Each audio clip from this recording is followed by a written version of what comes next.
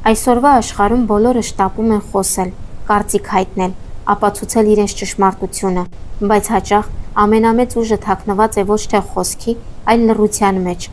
Լռությունը պարզապես ձայնի բացակայությունը չէ, այն ներքին խորություն է, ինքնաճանաչման տարածք։ Երբ մարդը լռում է, նա սկսում է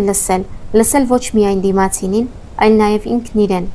Մեր առօրյան այնքան աղմկոտ է, հեռախոսներ, սոցիալական ցանցեր, անվերջ քննարկումներ, որ մենք հազվադեպ ենք մնում մենակ, մեր մտքերի հետ, սակայն հենց լռության մեջ են ծնվում ամենակարևոր որոշումները և ամենաանկեղծ զգացմունքները։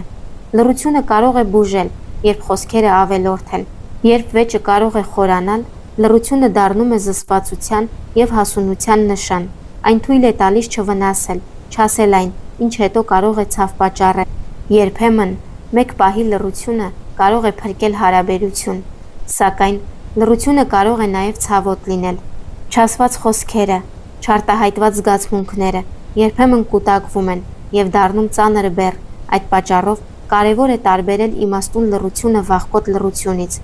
Առաջինը գալիս է գիտակցությունից, երկրորդը՝ վախից։ Իրականում լռությունը ուժ է, եթե այն ընտրություն է, ոչ թե պարտադրանք։